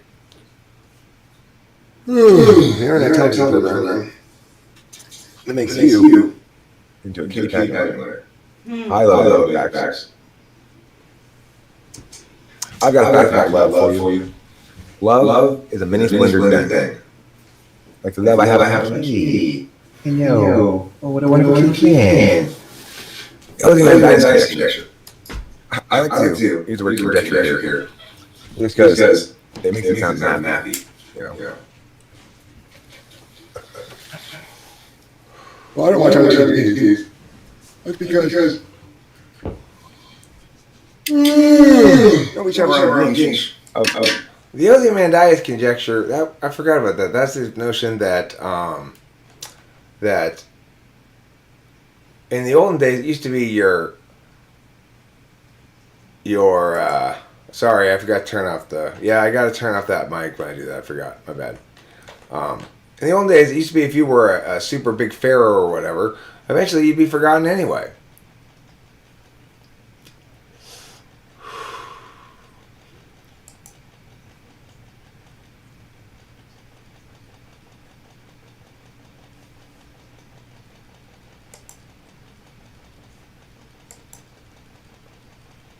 Huh. So,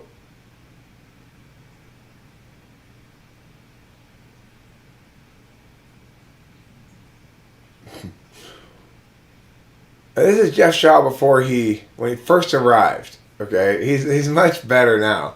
When you do this, I just see fallacy in your ways. You're above this nonsense.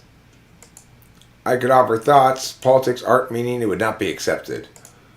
Look at that, 202 replies. Now that's some powerful shit right there. You get 202 replies. You got to give Jeff Shaw credit for that. Because it's not easy to get 202 replies for your comment. So that's talking about successful provocation. That's some success.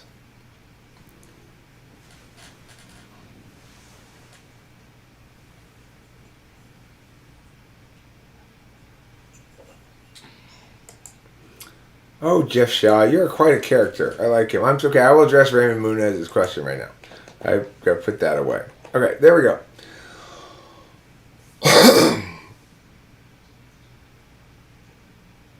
Let's see what it says. How do I motivate my rich, lazy INTP roommate to strive for the life he so desires?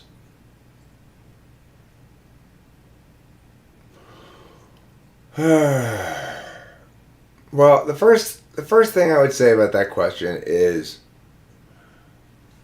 how clear are you that he so desires this life? Because when people talk about what they want, it's a very complicated issue. What they want. What they want exists on multiple time levels, right? What they want to do right now. What they want in sort of a medium-term sense. And what they want in a very long-term sense. Different kinds of people are more able to handle those different time frames. You might say that extroverted sensing, in conjunction with introverted intuition, those axles, that they are the things that manage, pick a path and walk it, right? Pick a path and walk it. But it's not necessarily the case that NI DOMs or SE DOMs are going to be the best at following through on the long-term vision of things. And that's because it's a mistake to think that the longest frame of want is the best. And the shortest frame of want is the worst. It is correct to assume that indulging in the shortest frame of wand all the time makes for somebody who is never attending to anything that's difficult, and that can be a sad thing, depending on the person, though. You know, it's like, it seems to me that we've all internalized some aspect of a TE productivity frame, that at the end of the day, it's not okay to just sit around and fuck around and do nothing your whole life. That you're wasting your life, quote unquote. But of course, that presumes that what ultimately provides satisfaction is completion, solvency, action, doing stuff, etc. That's not necessarily the case. That's not necessarily going to provide satisfaction. Now, if he wants wife, kids, purpose, well, then I think the first thing to say to him is this. You need to come to terms with the fact that your will is trying to operate on 3 different levels concurrently. And that the third level, effectiveness on the third level time frame of planning, requires you to have very low creativity. Because if you follow through on a long-term plan, it means you've forsaken the opportunity to make plans between now and the end of that plan. If I follow through on a plan to wash the dishes every morning at 8 a.m., then I've eliminated the possibility one morning that they're giving free cars away at the auto shop, and I'll never even notice it or think about it because maybe I've got something on my computer set up to not even show me any news of things happening during things I already have scheduled or something. It's like, at the end of the day, if you always know what you're going to do at any given time, then you cannot exploit opportunities at that time. You cannot come up with a new idea of something at that time. You cannot come up with a new plan. So there's an inherent contradiction between effectiveness at the long-term planning stage and worthiness of it. You know, it's like those most worthy of long-term planning are least capable of doing it, and those most capable of doing long-term planning are least worthy of it. Kind of like youth is wasted on the young, you know? So I would say he needs to come to terms with the reality about his own relationships with the short, medium-term, and long-term frames of decision-making and follow-through. And he needs to find ways to prioritize a slightly more medium range frame of reference over a more immediate frame of reference. And part of the way to do that is to remember that that basically for self-imposed plans, it's never too late to do it. So it's like, I plan to write again this morning on my novel, but I didn't do it. God, I'm not going to do it. I'm not going to follow through again. I'm not going to finish it again. I wish I hadn't even started this thing. God, I'm doing it again. It's very easy to fall into that shit when you're an NTP. The fact is, you did something. You got something done. Don't throw it away. Don't give yourself credit you don't deserve. You don't have any fucking idea whether you're going to return to that thing and work on it or not. You have no fucking clue. But, of course, because we're objectively self-critical, INTPs and ENTPs are both likely to look at the evidence and conclude, I can't finish things. I have no discipline. I'm useless. I'm worthless. Blah, blah, blah, blah, blah. The fact is, that's just how we work. I started a song in 2004 that I finished in 2018. I came back to it 14 years later to write it. I had a basic idea. 14 years later, I actually completed the song. I'm planning to do that pretty soon, maybe, with another song that I have in my head from like 14 years ago that's kind of rough, but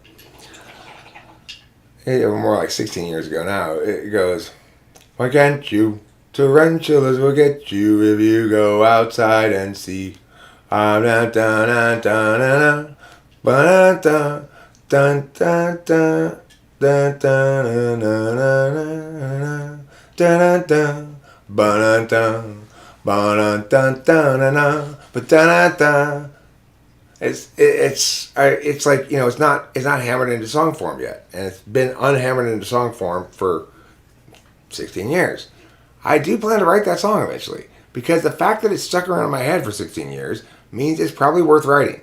The other song that I'm talking about that I started 14 years before I finished it is what's the matter with what's wrong with the ladies?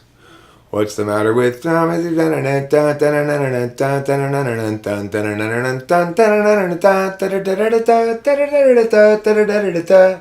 only had the verse melody part done, and then I put in the other parts, and now I think it's one of my absolute best songs. So Song. that gives me faith that maybe my instincts are right. If I have a song that I came up with a long time ago that never turned into an actual song, but it's still in my head and I still sing it periodically, then I should probably finish that one.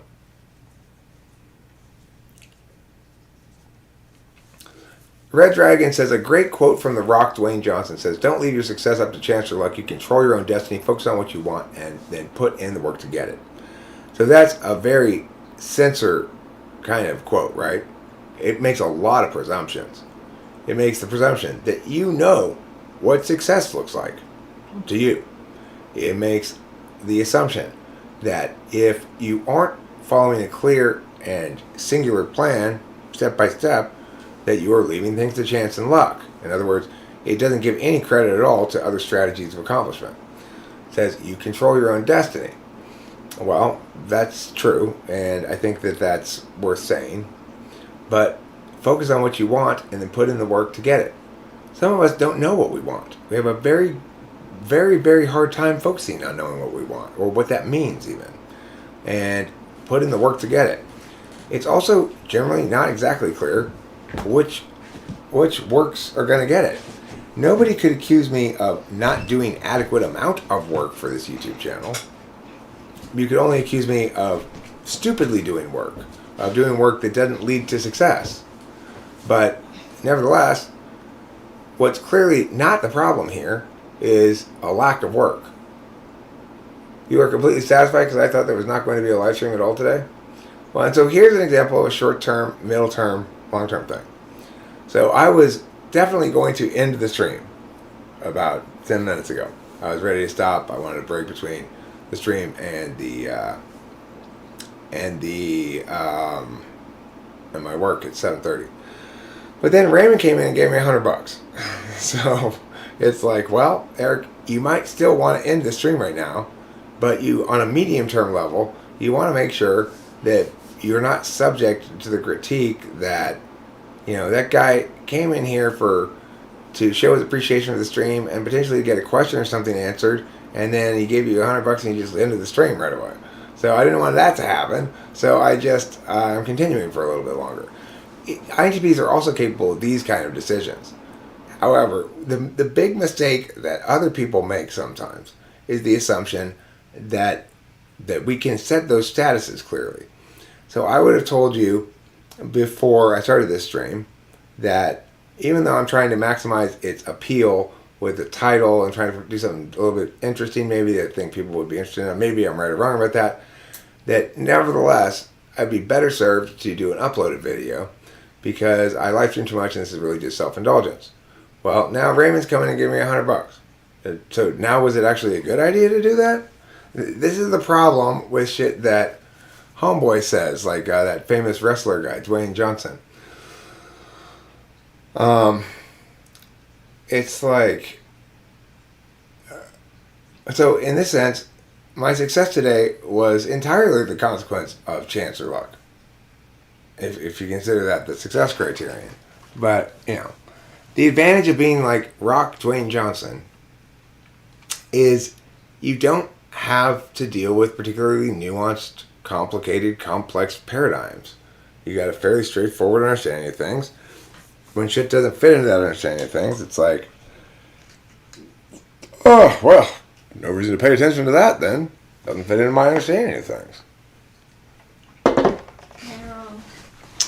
And as a consequence, they enjoy the blissful certainty of the imaginationless. It's not good to be an imaginative type. You know, we could call intuitives imagination types. We could just call them that. And do you want to live in imaginary land or do you want to live in the real world? Well, you know, for us intuitives, we are learning over time to stand up for our way of being. You know, the stages go like this. First, somebody says, "This is what's wrong with you." And you say, "I'm not like that." Then they say, "This is what's wrong with you." And you go, "Okay, I am like that." And that's bad. And then they say, "This is what's wrong with you." And you go, I know, I suck at that." And then you say, "This is what's wrong with me. I'm shitty at these sort of things. I'm never going to be good enough." And then you hear in the world people who are like me are wrong. People who are like me are wrong. Not directed to you directly, but you internalize it and you go, "Yep, see, further validation. This is what's wrong with me."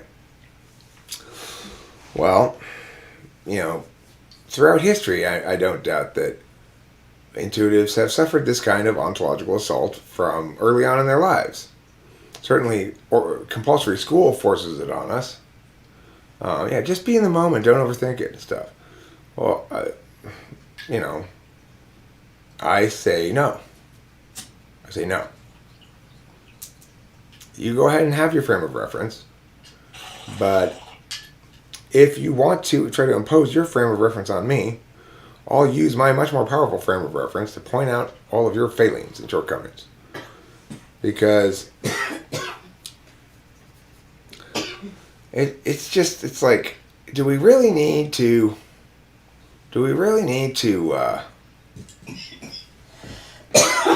try to get everybody to conform with our ways all the time? You know? Revert to Islam. Allah's the only God who can make a good falafel. I believe that. Yeah, me too. I don't think Christ is a very good cook. Buddha mostly makes Chinese food. You know, one of those India gods, like that elephant god with the arms. What's that god's name? Hindu. Oh, Elephant god with the many arms. Shiva. Krishna or something? No, There's probably- I don't know. Shiva. What does Shiva eat? What kind of? If you were gonna get, all right. So look, you have won a game show. Allah, or we'll make it Muhammad. Muhammad, Christ, Buddha, and Mahatma Gandhi have all been brought from beyond the dead, and they're going to cook you a 4-course meal.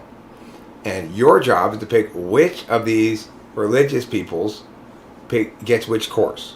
Who gets first course, who gets second course, who gets third course, who gets fourth course. Basically, I would start like this. Which god do I want making my entree? And then you basically saying, do you want your entree to be Middle Eastern food? Do you want your entree to be Jewish food? Or do you want your entree to be Chinese food? Or do you want your entree to be Indian food?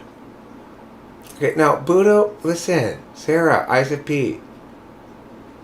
It doesn't matter what he was.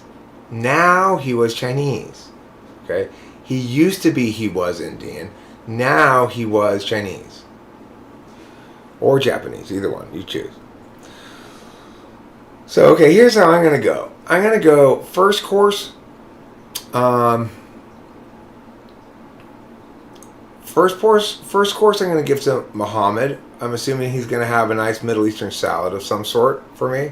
Maybe couscous. Maybe, what's that shit, like quinoa. Maybe some quinoa, some couscous. Now, for my second course, my soup course, you might say, I think I'm going to hand that over to Jesus and hope he goes matzo ball soup. I'm hoping he goes matzo ball. Now, for my third course, I'm definitely taking, well, it's a tough one. Do I want Asian food or Indian food for my entree? Okay, I'm gonna ask Gandhi, are you vegetarian? If he says yes, I'll give him the 4th course. I'm sure my vegetarian dessert's going to suck too, but at least I'm confident that the Buddha will include meat in his stir-fry dishes. I expect kung pao chicken. I'd like broccoli beef and orange chicken. I'd like half white rice and half chow mein. That's my order for Buddha. I like it like that too. That's a pretty good dinner. It is. Oh, you want to get the Pope up in the mix, Running Fox? You want to get the Pope to do amuse-bouche? Okay, the Pope's in charge of amuse-bouche. What's a moose boosh? It's like a little hors d'oeuvre that happened before a meal, I guess. And so I'm thinking the Pape can do maybe like infallible frittatas or Mini pizzas? yeah, something like that. I'd like to see him use his... Well, I mean, all we know is this. Whatever the Pope brings, it won't be a failure because the Pope is infallible. So if we don't like it, it means it's our failure to understand how good it tastes. Okay, I really do have to wrap it up now because I got to work in 10 minutes. And Cloud, you're a Luciferian. But when you need... Listen, Eric, you need Jesus. Who do you want Which dish do you want Lucifer to cook? Is he in charge of cocktails? I guess he's in charge of cocktails. I'd be a little worried, though. I'd be a little concerned that Lucifer might slip me a Mickey Finn. What's that? That's what they call a cocktail that has knockout pills or whatever in it. Like, remember in Dead Men Don't Wear Plaid, where he drinks the drink from that lady, and he says he's going to go to the Ethel Merman concert because she gave him a Mickey Finn. A Mickey Finn might also be called a roofie colada. Gotcha. All right, good call there, Freddie Forgiato. All right, so thanks everybody for being here. I got to end this stream because I do have to work in 10 minutes. Thank you very much to Raymond. I would love to let your $100 run all the way out on its redness here. What does that mean? I mean, it's like when you live chat, how much you live chat, it'll stay up here to remind everybody you gave as much money. But you see it ticks down slowly, like there's a slide. Like this part is the time used up, this part's the time remaining. Okay. I try to not live stream when things are still there. I mean, try to not end live streams when things are still there. Not that I get very many super chats, which is also always very nice of you. But I do have to work, so I'm going to go. And thanks for being here. Don't forget